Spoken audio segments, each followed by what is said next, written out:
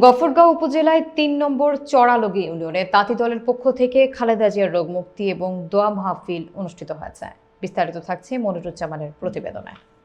AB Siddiqur রহমানের নির্দেশনায় গফরগাঁওর ৩ নম্বর চড়ালগি ইউনিয়নে তাঁতি দলের পক্ষ থেকে খালেদা জিয়ার রোগ মুক্তি এবং সুস্বাস্থ্য কামনায় ইফতার ও দোয়া মাহফিলের আয়োজন করা হয়। এ সময় প্রধান অতিথি হিসেবে উপস্থিত ছিলেন তাঁতি দলের সভাপতি রমজান মোল্লা ও বিশেষ অতিথি হিসেবে উপস্থিত ছিলেন ৬ নম্বর রাওনা ইউনিয়নের সাবেক ভারপ্রাপ্ত চেয়ারম্যান মোজাম্মেল হোসেন ও শেখ রিটন এবং তাঁতি দল নেতা চড়ালগি ইউনিয়নের মনিরুজ্জামান জনি ও রুবেল, আশরাফুল, আসাদ, ফরাজি। আরও উপস্থিত ছিলেন বিএনপির সকল অঙ্গ সংগঠনের নেতৃবৃন্দ। ইফতার মাহফিল উপলক্ষে আমাদের দেশনেত্রী ম্যাডাম খালেদা জিয়ার রোগ মুক্তি এবং সুস্থতা কামনা উপলক্ষে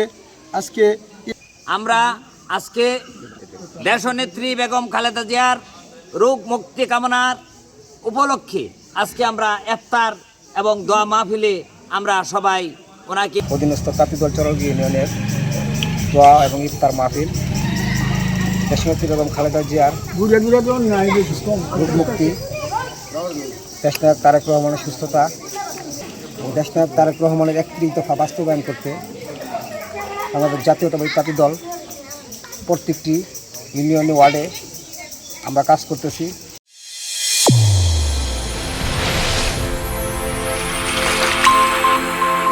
চ্যানেল A1 হৃদয়ের স্পন্দন।